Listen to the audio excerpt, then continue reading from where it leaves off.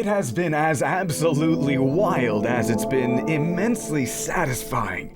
Watching Silent Hill, one of my favorite video game series ever made, make such a ridiculously good random comeback after being a completely dead franchise for an entire decade. The rusty hands of Konami turned gold into poop, and for a very long time it looked like we were never ever gonna get a good Silent Hill game ever again. But Konami came out swinging, man! It was a pretty scary thing when they announced such an avalanche of stuff all at once. Not because they're horror games, but because they spent the 2010s developing a real sour reputation. When they showed that remake of 2, we were all ready for it to be a soulless cash grab. It's so funny looking back, you think back to that and I just gotta chuckle about it. Like, that remake was so damn good. I've been replaying it again lately, actually, trying to get the rest of the endings I didn't get last year. It's so much freaking fun, dude. The combat's wicked sharp, the town's amazing to explore, and I do still think it drags a little bit here and there, but this pretty much was everything I ever wanted from a modern Silent Hill. And we're not even done, but hey, only 1 year later and we're already staring down the barrel of another one,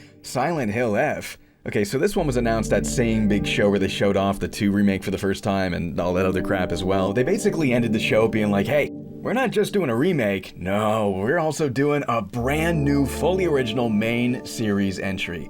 Though, the idea's a little different than usual. We're taking the foggy psychological survival horror of Silent Hill that y'all know and love, and we're bringing it to the completely fresh setting of 1960s rural Japan. From what I could tell, people seemed on board. Sure, why not? Seems like a decent idea, but what really caught everybody's eye was that it was being written by Ryuichi 07. This is the guy behind Higurashi and Neko, which are 2 of the most beloved sound novels ever written. And while I only know a little bit about Neko, Higurashi and me go way back, dude. I was a huge fan of the anime in high school, and I've also since read all of the manga too. I even own most of it. I've only ever played the first sound novel for a little bit. I didn't finish it. I really want to go through them all sometime. They're all on Steam now, so they're all wishlisted. But yeah, dude, Higurashi is a story that has always stuck with me for a very long time. I've always loved the setting, and obviously the psychological horror is fantastic too. A first-time reader is always going to be completely just guessing and guessing and guessing what's really going on. Who's really behind what? Who is the perspective that really makes the most sense? But I think what it really does so well is handling those quiet little horrors at home, the ones behind closed curtains that we don't really see or talk about. They make that kind of stuff genuinely scary.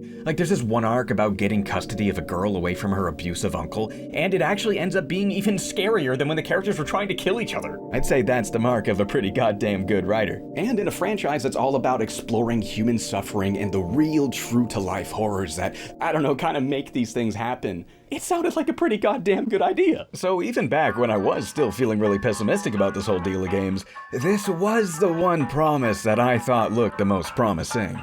But it is a promise no longer because, oh my god, there's a new Silent Hill game, it's out, you can play it. Like, dude, this is nuts. This is bananas. Like, the last time there was a new fully original Silent Hill game, it was Downpour.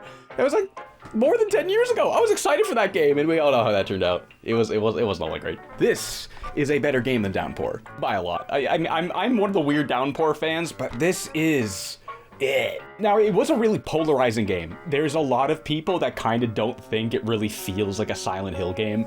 And I agree, it is a weird thing. It's a weird thing, kind of in the way that Silent Hill 4 was a weird thing, where it's like, oh yeah, this is a Silent Hill game, but it's so different in a number of ways that a lot of people didn't like 4 when it first came out. It's a combination of the setting being so different, the gameplay being so different, and also the timing of it, We have not had an original new Silent Hill in a really, really long time, and yeah, some people might think a new one finally comes out and it's just not at all what I expect. Now, if you ask me, we did get a new Silent Hill game last year, the Silent Hill 2 remake. It's like, sure, it's based on the same story, but that's a new game. It's not the game part is so different from what that game originally was. Instead, they focused on enhancing the over-the-shoulder experience that they started with Homecoming and Downpour, and they basically turned it into what I wanted those 2 games to be. Yeah, if you ask me, that's new stuff, so I'm fine with this being a weird new thing, a weird different thing, because, yeah, we kind of just got what I wanted from modern Silent Hill games, so I say, sure, let's experiment a little bit now. Now, did I like it though? Yeah, actually, I loved the hell out of it.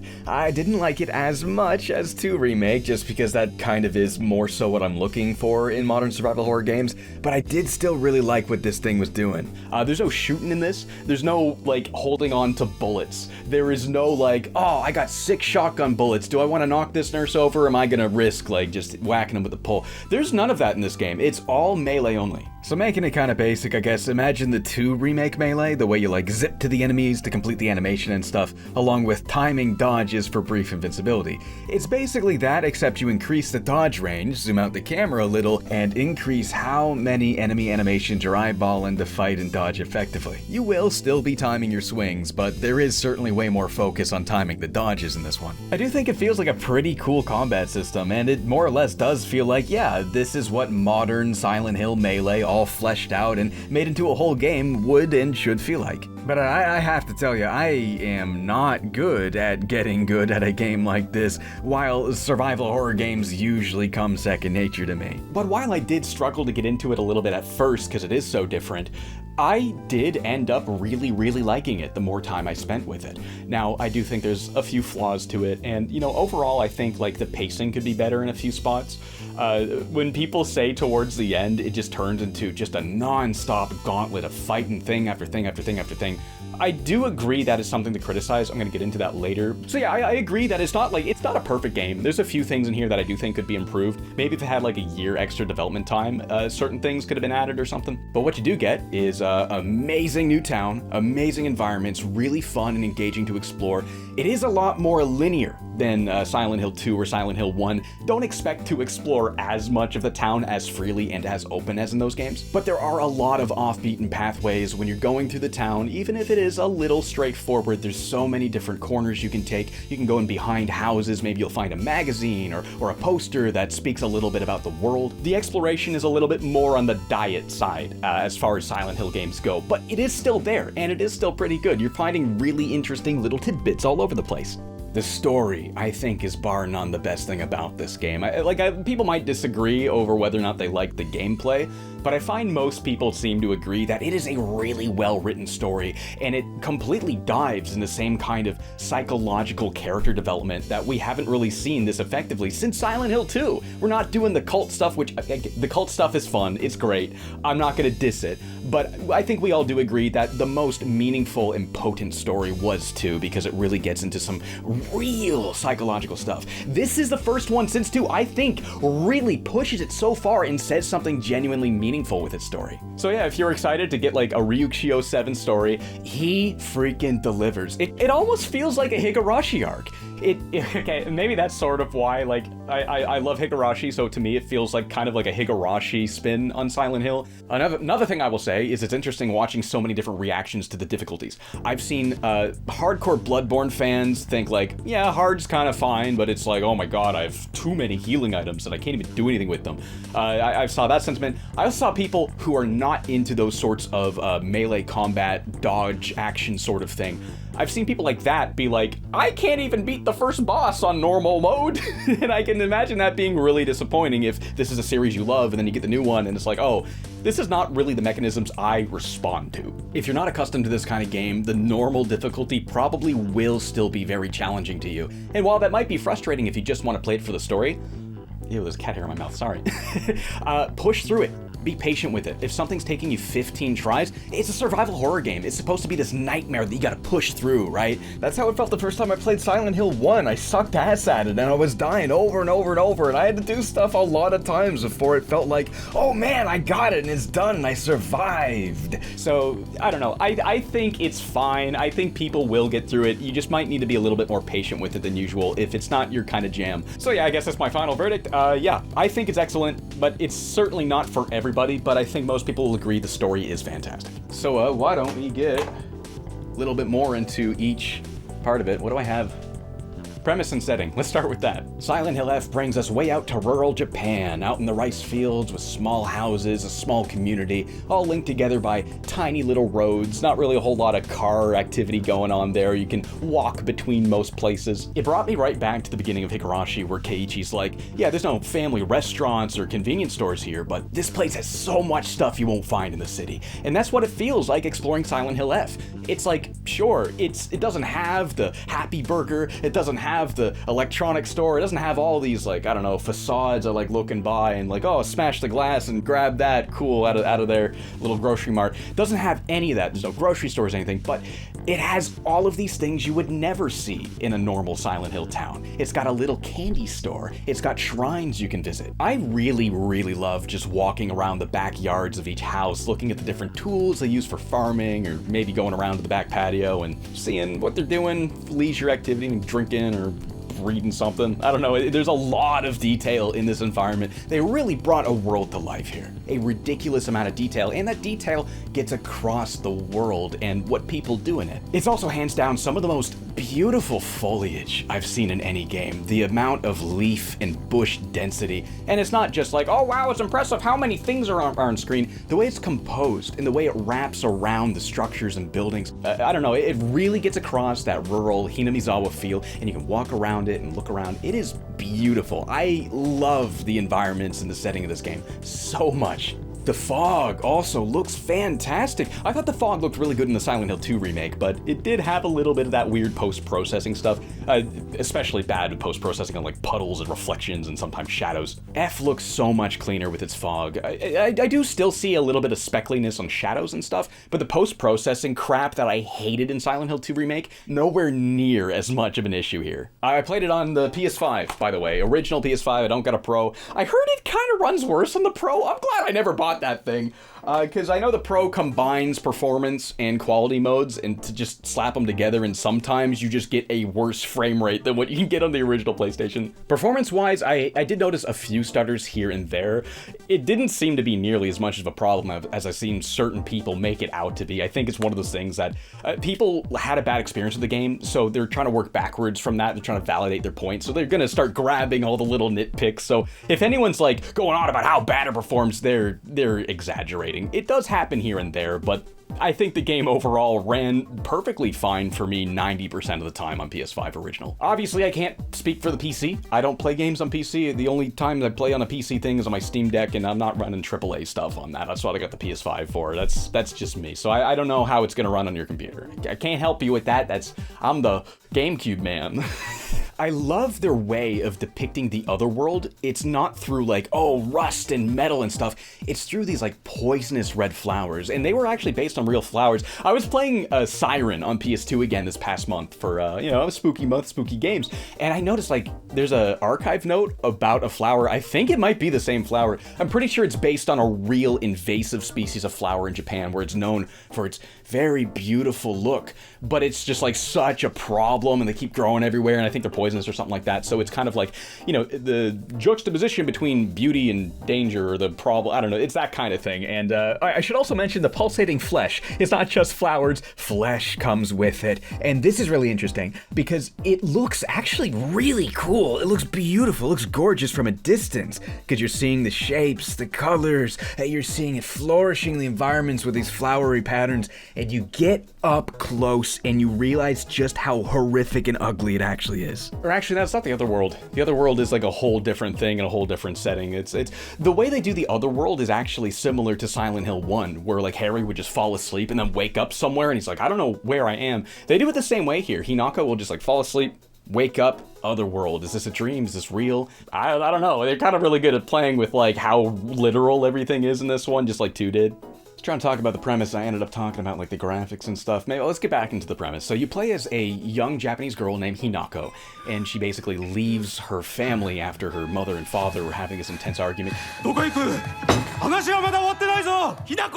Clearly a lot of troubles at home, and she just leaves. I don't know if she's running away or if she's just needs some space or whatever, but she just goes somewhere, shows up, talks to her friends, and there's clearly this awkward air to the relationship between her and all of the people she's friends with. They take subtle jabs against her. They have these microaggressions reminding her that she clearly did something that they don't approve of or something. Your friends are kind of awkwardly being mean to you. There's something going on beyond this picture that we haven't unearthed yet. And out of nowhere, it hits you like a brick. Boom, the fog arrives, and this rural Japanese village is transformed into Silent Hill. You're running away from mannequins and monsters and all sorts of stuff. Oh man. Okay, let's go into the gameplay. Let's start with the exploration. There is a little bit of exploration. I think I said earlier, it's a little bit more linear than a lot of Silent Hill games. So again, don't expect to be exploring a big open town in the way you did in Silent Hill 1 and 2. And I did find that a little disappointing. I was hoping it would be a little bit more open. I was hoping the town would be the central piece between all the different levels. And it kind of sort of is, but every time you leave a level, there is a clear linear path to go to it. Where in Silent Hill 2, you kind of dart all around the place and have to find a couple of items and be like, oh, I'm going back to the bowling alley. Oh, I'm coming down here now. You know, there's not really much of that. It's usually pretty straightforward where to go, and you're just kind of exploring off-beaten pathways for healing items and stuff along the way. So the exploration is there. It's just not quite as thorough as I was hoping for, but that's fine. The environments are still really cool to walk around, take in, and poke around and find stuff. As you're poking around the world, you'll find all sorts of supplies, mostly healing items, but you'll also find weapons. And you find weapons a little bit more in this game than in the originals, because your weapons break. Your melee weapons will break. If you have a rusty pipe, you're whacking at people for a while. Now, this is the only thing I really truly loved about Downpour, was the improvisation that came from the fact that your weapon's gonna break after a few swings. But in Downpour, there was weapons everywhere, and your weapon would break very quickly. The scales are more like, so your weapons last a lot longer, and you don't find as many. Now, I've seen people react pretty badly to this, because people seem to default just to hating the fact that your weapon breaks because they don't like, making progress, and the progress is only temporary. I think that's kind of where that frustration stems from, and yeah, sure, I get that. But it's just bullets. It's just bullets with a different name and visual. You run out of bullets. You can only use so many bullets. And I know, you can fall back on the melee and the melee doesn't break, and that's the balance there. But the other reason they do this is to encourage you to try and get around enemies in other ways than beating them. And you can do that in this game. You can save your weapon durability by trying to sneak by as many enemies as possible. You can do certain things now that'll pay off later. That's what survival horror games are all about. I've never, ever ran out of weapons. Not once. I feel like the game absolutely gives you more than enough. I was walking by weapons, like sometimes I'd have like a big sledgehammer, I'd have a knife and a rusty pipe, and it'd be like, oh, there's an axe. Oh, now I gotta make a decision. Do I want to drop the knife? Do I want to have two big weapons? Or do I just replace the big weapon with the axe weapon, because that's probably maybe a little better? I don't know. Without weapon durability in a melee-only game, you wouldn't be making as many decisions. And when it comes to, that's the reason I like survival horror. I love thinking about like, oh, I have this and this and this. Do I grab that or do I leave it? Should I stay or should I go? That's what it's all about, baby, and I think they do it pretty good. You can also repair weapons. You can find repair toolkits. So if you have one that you really like maybe you find a big sledgehammer, it's big and slow, but you love the big old Dark Souls hit, I don't know. You're like, it's gonna break pretty soon because it's the big powerful one, but just hold on to those repair kits, save them for when you get a weapon you really like, and just keep fixing it and it'll last way longer. Way more to the healing items in this one than 2 Remake. 2 Remake boiled it down just to health drinks and syringes. But in this one, you're also healing up on that sanity and stamina as well, so you got way more items that can do way more things. I like that chocolate is what restores your sanity. It's like, you're just this poor girl in this horrible place, just give me a little treat. Okay. Maybe I can do this now. With such a huge variety in healing items comes a very cool mechanic. You can sell them at the save points. You don't have to use them, you can exchange them for money. Is it money or just like shrine points? I forget what it is, but you get a numerical value. You get a currency basically by selling all of the items you don't need. So that's a cool risk versus reward. You can only hold so many items too, so it's like, oh my god, there's like 2 healing items here. I could pick them up. Okay, I'm gonna run back and sell these 2, maybe risk that, and then I'll pick those up. It adds to how much you're thinking about what you have on your person. Now, if you hate that kind of stuff, don't worry, it's not Signalis. You don't have only 6 slots, and the flashlight's gonna take one open because you can't figure out to leave the flashlight in the box. People just don't want to figure things out. Either way, if you are one of those people, don't worry, it's not that bad. You can also find inventory upgrades, give you another reason to look around. You'll, every now and then, just like Resident Evil 2 Remake or whatever, you pick up a pouch, and then you can hold 1 whole extra item, and then you can do that like a number of times. But man, I love this system. I really love pushing my luck.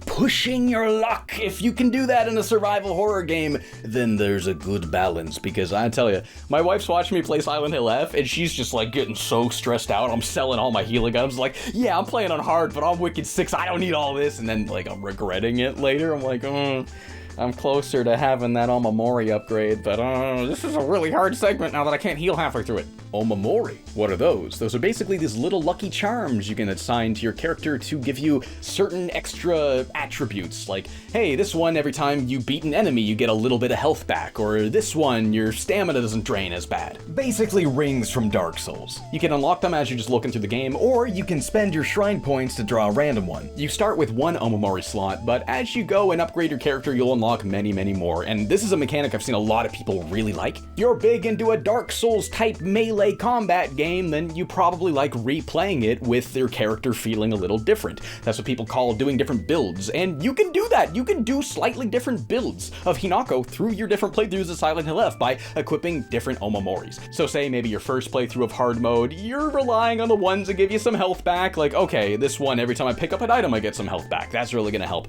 I use those ones a lot for my first playthrough. Second playthrough, I'm thinking, let's make it a little harder. Let's do the one that gives me a bigger dodge window. Maybe if I can dodge better, I'm not gonna get hit as much. And it's still hard, but it's like you can adjust the challenge in a few subtle ways. It's really cool. And that's another thing I wanna say, like if you are somebody struggling to get through the game because you think it's like way too hard, you wanna play for the story, you're playing on the normal mode and you're still having a hard time, look into things like that. There are all of these little nudges you can apply to the game that will make the experience a lot lighter and easier for you. And that's cool. I mean, like, obviously, if games have an easy mode, more people are able to just get through it. But just getting through every game isn't necessarily a meaningful experience. Sometimes trading secrets and stories and little tips to help each other get through a playthrough, well, it makes the game a lot more of a social experience, and that's a big part of why the Dark Souls community has always been so strong, despite the assholes that gatekeep it going, oh, just get good. But beyond that, there's a flourishing community of people that want to boost each other up and encourage each other to get through this really difficult game. It's kind of like skateboarding, you know? You want to see each other do it. You want to see each other land the trick. Oh, another little tip, for example, you can learn that if you beat these enemies in a blue room, it'll take them out permanently. I didn't know that my first playthrough, and it would have been so helpful. By the way, the hard mode is actually sufficiently hard. I found it very challenging, and as somebody who wants these games to actually be, I don't know, difficult, it actually was. It actually was. And you unlock an even harder one. You unlock a Lost in the Fog difficulty. I'm gonna be honest, I found it less hard because once you finally get through the whole game, you're familiar with the mechanics, you're familiar with the enemy types, and yeah, it was harder, but I was better at it by that point, and it was really satisfying. I guess the point I'm getting at is that the normal difficulty, sure, it gives you way more supplies and health and stuff, but I think the reason a lot of people aren't finding it easy is because, well, you still have to actually learn the combat. You will have to develop some muscle memory. If you don't want to do that and you just want to mash buttons, then you're just not going to get to a point where you feel like normal isn't still too hard. But you can get good at it. You can learn the little tips and tricks. You can get better at the dodges, and hey, once you do, it's a really damn fun combat system. I think the difficulties are handled really well. I don't think everyone's going to agree. I'm getting a little off topic from the resources and stuff. Why don't we just get into the combat now? This is another very polarizing part of this game. It doesn't really feel like anything in the series before. You know, earlier I did compare it to the Silent Hill 2 remake, you know, with the iframe dodging, just with more focus on identifying attack animations, and also the way it has this modern feel where you kind of zip into place a little bit. That much is true. However, while you didn't really have to time your swings much in 2 Remake, there is still a degree of timing your swing in this one because there's a light attack, but also a heavy attack. These are on 2 different buttons. The light one requires less commitment, but the heavy attack has way more stopping power. Now, stopping enemies is very important. When you're juggling a whole lot of guys, you're dealing with view friction. You're trying to figure out where they are. You're trying to figure out how to put the brakes on certain guys to give you little windows of time to take out other guys. Normally, this is something you do with a shotgun, but I'm actually kind of impressed they figured out a way to let you juggle multiple characters with just 2 different melee attacks. This is what the Callisto Protocol's melee combat wishes it was. Dude, when you're juggling a whole lot of enemies like this is where the game's combat really shines. Like, if you end up liking the combat, this is where it's like, oh, okay, I'm using everything that's part of this. I love how if you do it just right, you can hit multiple enemies at once and trying to steer around their attacking animations with all the timing and stuff. Again, I had to learn a whole new combat system I was not used to, but by the time I was hitting the skill ceiling, it's like, yo, this is survival horror, dude. Whacking dudes is very heavy feeling and very satisfying, especially when you get those really big sledgehammer weapons. You're like, boom! Love that. There's nothing more satisfying in horror than having a big thing charging up and you get the timing right and they go, wow. I mean, that's a Silent Hill hallmark right there, and they got that in this game. So sure, it is really different combat, but I do still think it feels like Silent Hill combat. It really boils down to how much dodging you're doing, because this is not something Silent Hill games usually have any focus on. I guess that's why you see so many comparisons to like Bloodborne or Souls. Though, you know, while the general design direction could be likened to that, it doesn't feel the same at all. You know, like, it's not like, hey, there's a hitbox on your weapon and it physically moves in a 3D space. You're kind of locking yourself into 3D positions rather than getting like an arc out of a weapon. Oh, you know what? The other reason people compare it to Souls is because you can parry. Now, it does not work at all like parrying in any of those games, but what you do is there are attacks enemies will use that are highlighted with this quick little chromatic aberration effect. If you slap the strong attack button right when they do that, you'll zip in and it'll just give you this free, wicked good hit on them. Now, this is a hard thing to pull off, and it's probably not what most players are going to be relying on, but that's where your sanity and focus come in. So, you know, you got your sanity bar there, you basically hold down the focus trigger, it'll start draining your available sanity, and if they use a chromatic aberration attack during that period, it'll just give it to you. So that's why you want to hold on to those sanity items, like if you're having a hard time, well, let's just stock up on these, keep refilling my sanity, and then you can really cheese a lot of stuff. This move is absolutely integral to anybody having a difficult time with the combat, because dude,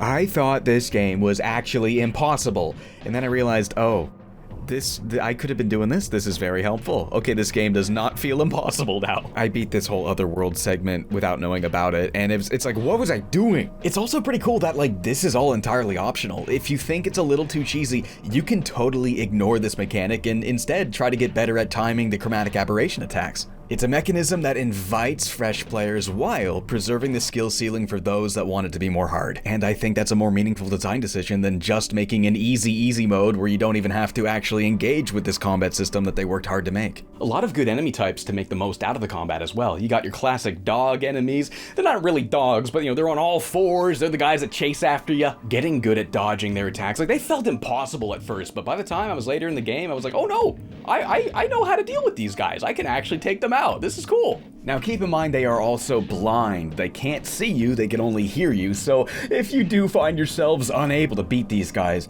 you can always at least try your luck at sneaking instead. And as such, most of the time you'll find one of these, it's in one of the Otherworld places where you're going through a linear-ish environment and there's all these different ways around them. Doesn't hurt trying to fight them anyway though, may as well practice, cause at a point you will have to fight these. The mannequins are probably the freakiest though. This is one thing I really love, again, when I'm thinking about originality versus trying to capture the feeling of the series without just copying it. And what does every Silent Hill game do? Hey, let's take the nurse. We want a twitchy guy, so just drop a nurse in. They didn't do that this time. They made a whole original enemy that has the twitchy vibes of the nurse, but it's completely different and fits with the story. So what do you got? You got these scarecrows and mannequins, and the mannequins are like usually looking like all of Hinako's different friends.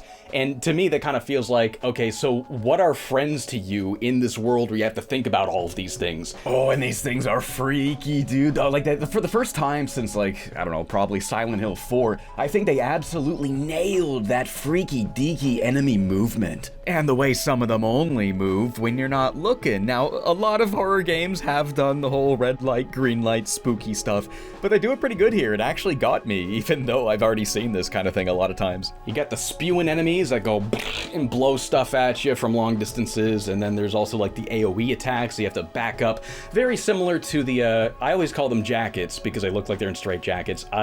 What's the actual name of those? Lying figure. That's what that's called, really? No wonder I'd never remembered the name to that. I had some dude in the Silent Hill 2 remake video call me a fake fan because I didn't know the name of this thing. But yes, these things is what I'm talking about. Maybe they could have one or two more enemy types, but I do think there's enough here that really does get a good, healthy variety out of this combat system. Also, a big Silent Hill thingy in here is that you don't have to fight everyone. A lot of times you can run away or try to squeeze by enemies. I mean, hell, the first boss, you don't even have to fight him. You're supposed to... Okay, I see a lot of people have trouble with this boss. This is how to do it so easily. Run over here. Just wait for him to come over. You know, you kind of got a little thing to run around here. Wait for him to come around. Just run over and do it. You'll get it every time if you do that. The mini bosses are really, really freaking cool. I love that one where it's like, this giant monster with a bunch of like pregnant bellies. It almost looks like breasts. It's just like taking the woman's body and making it fucking horrific. Like, this is the function. You like the function? This is what happens when we boil it to its outputs. It's like, hey, be beautiful. Also, be my baby machine. Oh, but you're not beautiful. You know what I mean? It's like, they're taking those ideas and putting them into the enemies in a really terrifying way. They're scary. They're scary, and they keep puking out more demons. We've come such a long way since the bargain bin monsters of Downpour. Like, these feel like Silent Hill enemies. These feel like really genuinely freaky and scary and thematically appropriate enemies that are like cool as hell. Cool as hell and terrifying. The boss fights are also really good too. They took me a lot of tries. It's a lot of learning the attack animations and figuring out how to appropriately dodge. I really loved learning in this boss fight when she does that whip. If she tilts her head, she's going to do this turnaround thing, so you have to dodge there. Learning every subtle animation. Again, if you're really into Bloodborne or Dark Souls, those sorts of dodge and hit, recognize the attack animations and react appropriately. If you like those sorts of games, you're not going to have any trouble getting into this. I remember the first time I just randomly hit the circle button when I was at the top of a flight of steps, and she just like super dodges all the way down. I was like, no, people can't do that. People can't do that. She's superhuman. She's got to be the most powerful Silent Hill protagonist. No, it's still Travis Grady. Travis Grady can kill demons with his fists and stunlock anything. Second most powerful Silent Hill protagonist. Now, people say Heather killed God. No. Heather killed a demon that they worshipped as God with a pistol, which means anybody wielding that pistol could have done it. So, Hinako way more powerful than Heather. I'm sorry. I gotta be real. But Travis is still the number one. Also one of the least interesting protagonists, though, so he's weak in that way. Hinako, I think, might be one of the best Silent Hill protagonists. There's so much to her. I love the journal. Every time you see a new enemy or you get to a new place or a new story beat happens, you can always open her journal, and she's writing all about everything. Her relationships with her friends, her relationships with her mother and her father, the way she sees her mother being abused by her father constantly, and all she can think is like, is this what life is going to be when I grow up? Am I just going to be like mother and I'm just going to have this horrible life where I'm being beat every day, especially when her father's like throwing knives at the floor at her feet, yelling at her. And there's this one really cool part where she says, there's scars all over the house.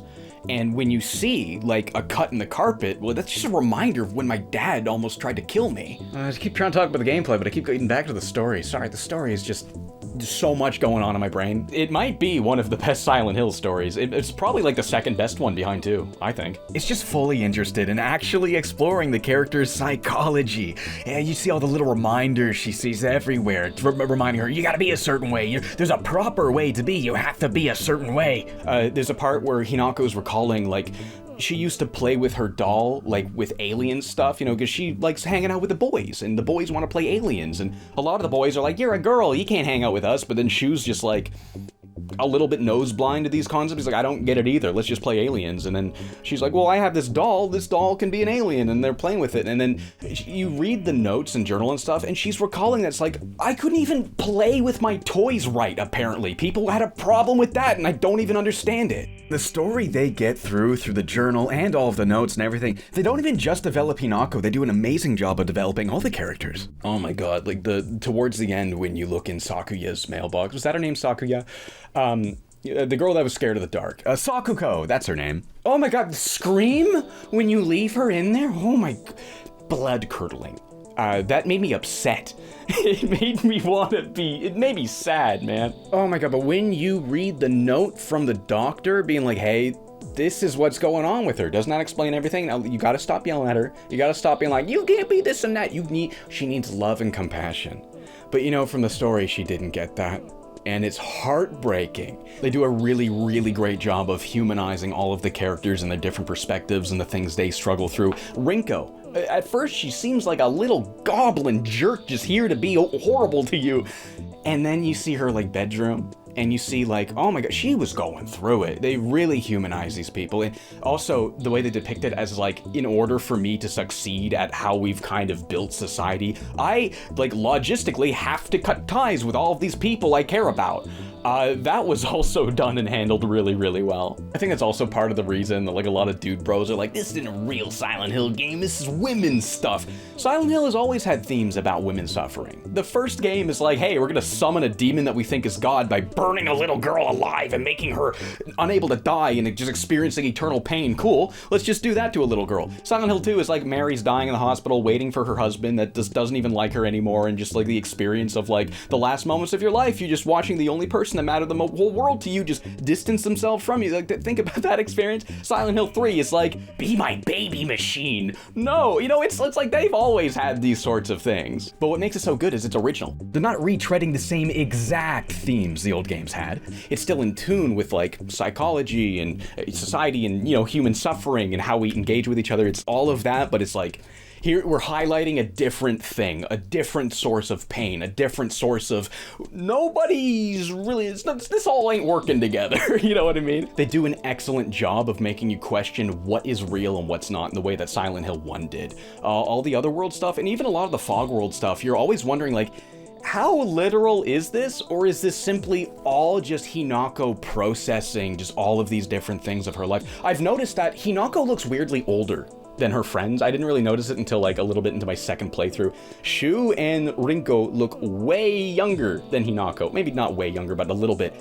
And it made me think like of Rule of Rose. Remember how Jennifer is depicted as older than all these little kids bullying her, and you realize at the end, oh my god, it's because none of this is really happening, these are memories, and Jennifer's revisiting this place she grew up with, and it's all coming back to her, and that's why she's physically older than them, because it's one of those things. I'm almost wondering, are they doing that with this game? And again, she kind of feels like a Higurashi protagonist. And this is the closest I think we're ever going to get to like a Rena Ryugu survival horror game, especially when you're carrying the baseball bat around. It's like, yo. Oh, and on the topic of Higurashi, now I'm not saying this is absolutely gotta be a Higurashi reference, but I mean, what I am saying is I recognize the Japanese characters and I knew exactly what this said before I even went up and saw the translation. Somebody made a mod for the PC version that changes Hinako's color palette to look like Rena from Higurashi. I think that's wicked. One last thing I'll say about Hinako's design is I love the little flap on the back of her outfit. Like, it looks like a little face. This whole playthrough, I was seeing a goofy little face on her back. One person on social media told me that they thought it looked like a Daffy Frog. So that's the official name for this guy, Daffy Frog.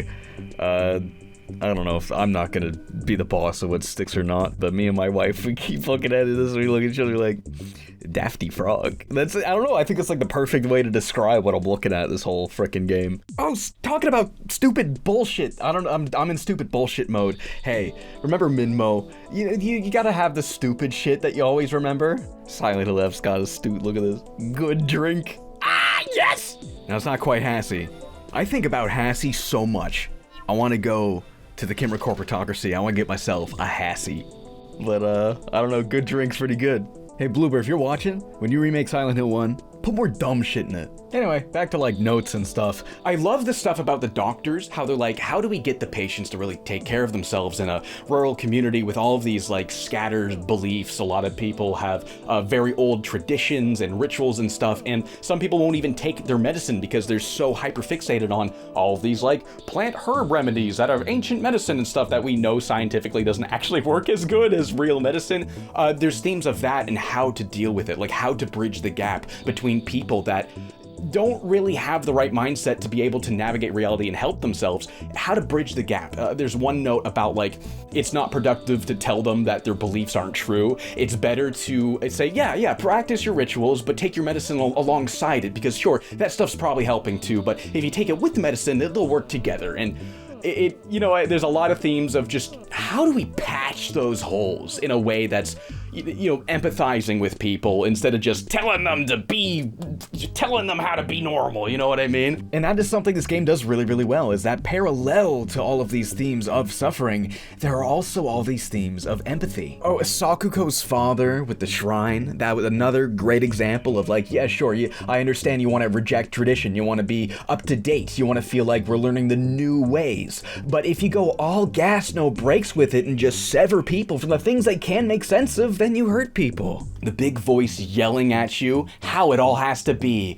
and then all the little guys around being like, no, we gotta, it should be like this, and we actually, if you want this, you got to do it this way. And then the big voice is like, no, die. It's all about trying to fit into this weird world that other people with way more power shaped for you, and how the world they shaped isn't even good for them either. You know, you look at Hinako's father, and he's fucking miserable. He hates everything. He is a professional chef. He can make food that's really good, but you know, there's these arbitrary rules. It's the 60s, so the wife has to be the one who cooks, so she makes some garbage every day, and he beats her for it. And it's like, if you just pulled up your bootstraps and just like, hey, reassess things through these arbitrary rules, you could have had a happy family. But instead, you destroyed it, and you were actually naive to think that you had some sort of brotherly pact with a dude who ripped you off. It's all about wealth and power and exploitation. You know, that Fox family, you're reading about how they benefit from like wars and shit. It's like, yikes! Now, this is what the Otherworld stuff is all about, story-wise. It's all about the rituals and ceremonies that transform us from the person we used to know, our old life,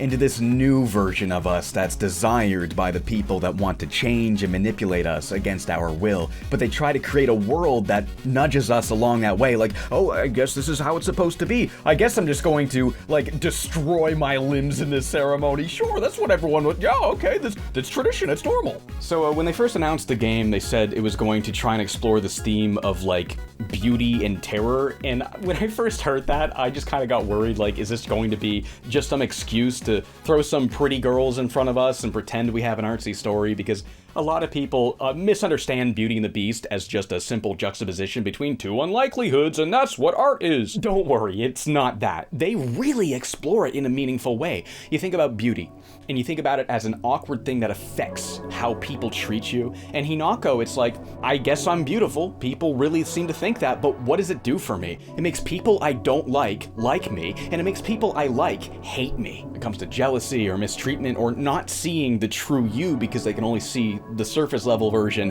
that all these other guys are all obsessed with Hinako. Oh my god, I hate Hinako. But it's like, I didn't do anything. I was born looking a certain way, and I guess that's valuable to the world. And it fully explores this as this awkward reality that causes so many undesirable things to people, even to the point where we're trading beauty like as capital. That's kind of what's going in the big picture here, and every little drip drop of information and notes and stuff, it all builds such a wonderful big picture, not just thematically but like story-wise too. All the relationships Hinako has with her friends, the reasons they're the way they are. I'm rambling a little bit too long about this, but that's basically my thoughts on the story. I think it's super well done. I talked about all that stuff. Let's talk about the puzzles. Puzzles I'm kind of here and there with. Some of them, I think, are like the coolest puzzles in the series. When you're in the school, by the way, amazing to have another school level. I always thought the school in Silent Hill 1, just the best idea for a Silent Hill level, except for maybe an airport. I think if they made a level out of an airport somehow, there's just so much going on in airports. Imagine a puzzle. I remember going to an airport and I saw a Cake Boss vending machine.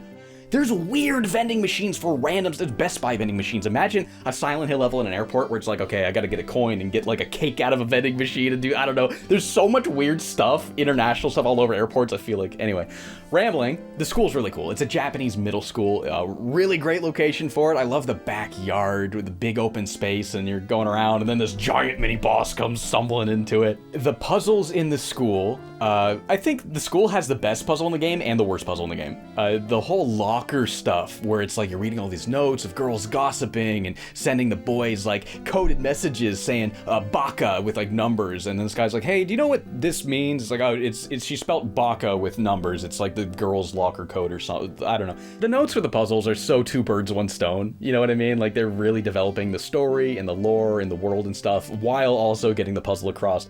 I guess Silent Hill 2 did that really well too. I guess these games have always done well, so that's another Silent Hill thing they're getting right here. But yeah, reading all these different notes from all these different girls talking about like, yeah, this number means this letter, and you're trying to get into all of these different lockers based on like the notes, like who you think each locker belongs to. Like this one girl's like, my favorite thing in the world is a bus, so you gotta find out like, okay, what numbers would spell bus? Okay, like an 8 looks like a B, and then, you know, so on and so forth. The puzzle box puzzle I thought was stupid.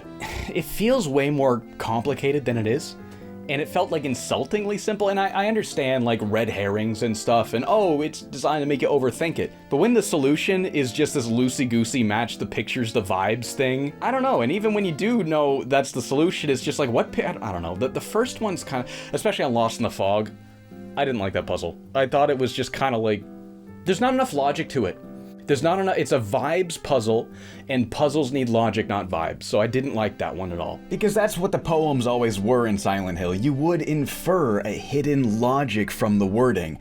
Maybe I just missed the logic, or my brain was just straight dumb in mode when I was playing this, but I don't know. Am I the only one that just felt like there wasn't enough tangible logic to these poems? Oh, I'm getting hot in here and I can't see. I'm sick of seeing them. Put my glasses. I don't care.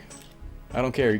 I'll get all the comments being like, since when did I wear glasses? Since a month ago. But maybe I'll start wearing these at the end of videos. I'll ease you into it, because at a point, every thumbnail, every video, I'm just gonna be looking like this. So let's just wear these the rest of the video. The Scarecrow puzzle I thought was really cool. On Lost in the Fog difficulty though, in my second playthrough, I could barely make heads or tails of it. Maybe I didn't sit and look at it long enough. At a point, I started guessing. On hard puzzle difficulty, I did think the Scarecrow puzzle was really cool, though. Like, reading this note and trying to infer some sort of relationship between all of the characters the mannequins are representing, and then trying to click on the correct one. I love this zoom-in view you get onto things, and then you can like interact with a certain thing. It almost reminds me of L.A. Noire, where you would like pick something up and you hit a button to like investigate or like do an action a little further. They do a lot of that stuff in Silent Hill F. I really like that a lot. Come to think of it, it sort of reminds me of Silent Hill Shattered Memories on the Wii. I actually really liked the way you interacted with stuff in that one. One thing I don't like about the puzzles, and this drives me nuts whenever I see it, is that if you need to use an item on something, you go up to it, you click, and it just does it for you. You don't have to open the inventory and manually choose it. Even Silent Hill Origins got that right. I've been playing that again recently. I hate that game. But I like the vibes. It's fun. It's okay. But anyway, when you go up to something and you need to use an item on it, you actually have to think, oh, this is for that. Let me grab it and put it on that. And that makes so much of a difference, because you're actually thinking about what you're doing. You're not on autopilot. I hate autopilot. I don't want to pick something up, not even have to think about what it was, not even know what it was, just smash through it, walk over to a door that is now circled because I know on the map it says I can open this now, and I just mash X and she does something I don't even have to pay attention to because I didn't have to think about it because the game's doing it for me. I hate that, I hate that, I hate that. I want to open the inventory and just click the item. It's such a small thing. Silent Hill 2 Remake also kind of streamlined it a little bit, but at least it opens the inventory and you can like select it still, even if it, I don't know. This is something I missed from old Silent Hill. They need to bring it back. Oh my god, this one, you're like supposed to read a riddle about like, oh, what certain animal statues to face a certain way, because as you turn them, these like cages go up and down, and you have to get it all correct so they all open. I didn't even look at the note. I didn't know it was there. I was just like, oh, these things, okay, easy. Okay, that one does these ones, this one does, and I just like, in 30 seconds, not even, just did it. And then I turned around and realized there's a note hinting at what to do with the animal statues. I was like, I didn't even need that. This was like way simpler than... Sometimes the puzzles are just too simple. I won't show this because it's late in the game, but I'll talk about it. The one where you're like, you got the big fox painting. Again, it didn't feel like logic as much as it felt like vibes, and I just kept guessing and guessing and guessing until I looked up the answer. And I was like, oh, I was so close to it, but like, how would I have known that this is I don't know. I'm so here and there with the puzzles. Some are great, some are meh. I do like the more like ongoing action type with a puzzle element to it that you get from the Otherworld segments. There's this one part where there's all these levers that open certain doors and close other doors, and you're just, I don't know, it almost felt like a Zelda dungeon. Oh, I should get into the Otherworld. It's so different than the Otherworld in old games. Usually the whole world turns into rust, but in this game we instead wake up in this big old style Japanese mansion with all these shrines, statues, and symbols of tradition, all wrapped up in a thick cloud of pure darkness. I guess you could call it the Dark World versus the Fog World, I think is what they refer to them as. Maybe they call it the Otherworld, I don't know. These games have always kind of called them different things. I used to call it the Silent Hill dimension. I don't know where I got that from. I think I got that from like the GT retrospective from 2009 or something like that. Or whatever year that came out. Now, while combat in the Fog World gives you a lot of space, making it pretty straightforward, in the Dark World, it's all hallways and corridors, so you have less space. Dealing with enemies becomes a lot more strategic. You're thinking more about who you're going to go around, who you're going to lure out, who you're going to deal with, again, in one of them blue rooms to take them out permanently. By the way, enemies getting back up after you beat them is exclusive to the Otherworld. That doesn't happen in the Fog World. As you can also tell, the weapons in the Otherworld are also different. Here you don't have to worry about durability even. Your spear never shorter breaks, and it also gives you a longer range, and yeah, pair that with unique enemy types here, and the combat ends up having its own flavor in the Otherworld. It's pretty cool. Things even get pretty wild once you unlock the last Otherworld weapon. I thought that whole thing was so cool. Thematically too, like what it's representing in it. It's a huge spoiler, so I'm not going to show it in this video though, but if you know, you know. But yeah, I really love the amount of strategy in these Otherworld sequences. I found it really challenging and fun. You know, I was taking like a lot of tries over and over trying to get through some of these sequences, but it's really fun to learn. It's like at a point I know that this guy's going to be around this corner. It's a big arrangement, fixed arrangement of enemies, and you're trying to figure out, okay, if I go to this hallway first, I can knock this guy out, I can lure this guy to the blue flame, take him out permanently. I was thinking so much about how to go through a level. I really like that. I even like that a lot towards the end when the pacing gets kind of bad and it just becomes way too long of the same thing. And the real problem with it is that they don't have enough mini bosses to throw in there, because you just keep refighting the same two mini bosses over and over in that sequence. I don't want to say the game falls apart towards the end, but I get why people find the last 2 hours pretty exhausting, because you're just doing fight after fight after fight. Now, to me though, it reminded me a lot of the very last stretch of the first The Evil Within. That's another game a lot of people kind of don't like. I think that game is way better than people give it credit for. The whole last section of that game is this big, long action gauntlet, but there's checkpoints, and you have to go like a big, long time, like a good, I don't know, get through like 5 to 8 minutes, and then checkpointed. That's locked in. That's how this big final sequence feels. It is a, like, here's a small field. It's got this enemy, this enemy, this enemy, and this enemy. Go at it as many times until you figure it out. And I loved it. I loved the whole final sequence. It felt like puzzle action. It's like, okay, here's an environment. Okay, I keep dying. It takes me 10, 15 tries sometimes. But every time I learn, I get a little further. Sometimes I get a little worse, but eventually when you get through it, it's like, yeah. And then on my second playthrough, I found that I was on the harder difficulty. I was on Lost in the Fog, but I was being better at it because of my experience with it. Yeah, the pacing's just terrible. You just halt the exploration, halt the puzzle solving, halt so much of the story, and just fighting. So yeah, I see why people don't really like the last stretch of this game, but personally, as someone that just likes action scenarios with kind of like strategic elements to it, like in an Evil Within final stretch way, I did personally really like it. Now, just to be clear, I'm not saying the game is badly paced overall. Actually, I think this game has better pacing than the 2 remake. I don't find it drags nearly as bad in a lot of places. It's just towards the very end it's not so good. Jamming a few things in here last minute because I forgot to talk about them. I didn't talk about the music. So, series regular Akira Yamaoka returns to make half of this soundtrack. All the Fog World stuff is all by him, and yeah, it is absolutely amazing. He brings a kind of moody, twangy style to this Japanesey, almost Fatal Frame type of soundtrack, and yeah, it sounds just as good as you would expect. Now, the other half of the soundtrack, all the Otherworld stuff, is by Kensuke Inagi, who I'm not as familiar with. I think he did like the Dynasty Warrior soundtracks or something, but yeah, this half of the soundtrack leans further into the, I don't know, traditional Japanese formal type sound, whatever you call it, and it is really neat. Like, it really does help the two realities feel very distinct from one another when you have them feel so different, not just on a visual level, but also a sound level. And the last thing I'll touch upon are the multiple endings. Now, no spoilers, not going to be talking about what happens in each ending in this video. Maybe one day I will, but for now, the game's just way too new. But I will talk about how they handle the endings, and they handle it way closer to 1 and 3 actually, way more than 2. So you know how in 2, they kind of measure your decisions along the way, and then at the end, James makes a choice, and you get one of the different endings. Here it's more like 3, where there's one default ending you'll get on your first playthrough no matter what, and then you can get more on a NewGame Plus, except instead of only having 2 more endings, like in 3, this one has 4 more endings, and this is how it goes back to being kind of like 1. These 4 more endings are a good ending, bad ending, true ending, and of course the UFO ending. There it is, that is in here, and it is excellent. Not gonna show it obviously, but I got a good hoot out of it. There's like a whole thing out of it. I was kind of impressed, honestly. But yeah, you find it just by looking at these UFO posters on a NewGame Plus. The way they handled NewGame Plus is also really cool. Like, it goes beyond just giving you a chainsaw and access to the other endings. No, every playthrough after is streamlined a bunch. I mean, on top of keeping all of your characters' inventory, your health, stamina, and sanity upgrades, you also start with install your Omamori, and you also already start with the best weapon for some parts, which is a big spoiler. If you know, you know, I'm not gonna show that, but yeah, you get all that very early, and most of the Otherworld stuff you get to skip all the way through, and the neatest part of it all is that all the cutscenes that have a change to it tells you. There's never any question over whether or not this cutscene has something new this time, so you can very easily skip all the stuff you've already seen.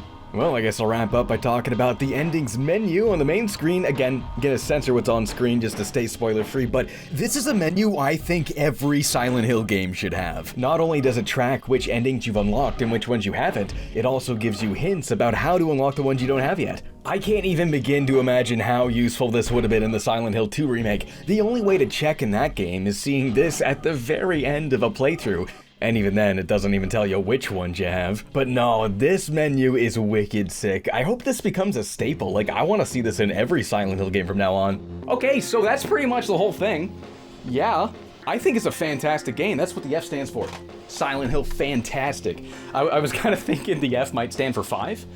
I know it's just, you know, the Japanese using letters as like aesthetic purposes, you know, like Dragon Ball Resurrection F or Tales of Graces F. I think F might mean some sort of like retelling or bringing it back or something. There might be some meaning in Japan that's going to... Someone in the comments is going to be telling me. But I was thinking the F might stand for 5. Because like this is the first Silent Hill game since 4 that actually feels like a true, amazing new Silent Hill thing. But it is so different that I can see why they didn't call it 5. Maybe F is supposed to be like, I don't know, Silent Hill something else. I don't know. Yeah, it's pretty wild. Feeling how much Silent Hill is completely returned as a franchise. It wasn't just a one and done thing. They're doing all sorts of stuff with it. I still can't believe how we started with Ascension and now we're here. We started with Ascension and now I'm here. Yeah, it's amazing. It feels good to be a fan of the series again. If you're a little frustrated by this thing that is not really what you wanted from a new original Silent Hill game, like, don't worry. This is just this year. We already had another one last year, and we might have one in just 2 more years. They're remaking the first Silent Hill. And sure, maybe you don't want another remake, but I think at a point there will be an original Silent Hill game that plays more like, I don't know, modern survival horror, Resident Evil kind of Silent Hill 2, remake kind of stuff. I think there will be a new one that does that at some point. Konami's made it pretty clear that they want to make Silent Hill a big franchise again. They don't want to slow down, and their games that they've put out so far have performed really well, like record-breaking sales, the 2 of these new things. I don't think they're going to be stopping anytime soon. The one thing I wish they would stop sometime soon, though, just before I forget to complain about this, is how they make you pay for the funny costumes now. Like, that was such a long-standing tradition in survival horror games of the early 2000s, was when you beat the game, you could unlock funny costumes to help take the edge off and make all your other playthroughs a little bit less scary. Like, that was your reward for getting through the nightmare. It's cool to see them finally bring them back, but it's like, you gotta cough up some dollars or you don't get it. It's like, I ain't making bank here. It's already sucks enough if the game costs $100 friggin' to begin with. I'm not paying $20 extra for the funny costume. I wish I could get the funny costume, though. The pizza box head one you can't even get, like, there's no upgrade path if you have the game on CD. No, you have to buy the digital deluxe version to get that. So I have to spend $115 more if I want. I'm not. I wish I had it, though. It's so funny. I would have felt a lot better about these DLC costumes if there were still some you could unlock without paying. But no, this costumes menu doesn't even exist if you don't get one from the digital storefront. Now, I got one because my game was an early copy that came with a code. But like, people buying it later who aren't going to get this code and aren't going to buy the digital deluxe version, you just get no costumes. That's just not even a thing. But hey, now that I got that out of my system, I may as well find something to be optimistic about, I guess. So, hey, if anything, it's just going to make the series bring in more money. And if money's the only thing that's going to keep that goddamn wheel in the sky turning, then I may as well feel good about them being like, hey, this series is making money, so let's just keep putting money into making these big budget Silent Hill games. So it's going to be doing that at the very least. The future of the series looks bright and happy. Unless they don't really try the same way with the remake of 1 as they tried with the remake of 2. I don't know. It really just depends on a whole lot of things. This could be the last good Silent Hill game for another 40 years. That's possible. Anything's possible. We'll see. I'm looking forward to what's coming out next. Really happy with what we got so far. And that Silent Hill 1 remake, hella looking forward to trying that out and whatever else they spit out. And hopefully we don't get another repeat of Silent Hill Ascension. Silent Hill, silent chill, light up my smokes on the grill. Smoking beers, drinking smokes, hanging out with my folks. I got Dale, I got Bill, I got Howard, and Hank Hill. Brookdale apartment represent the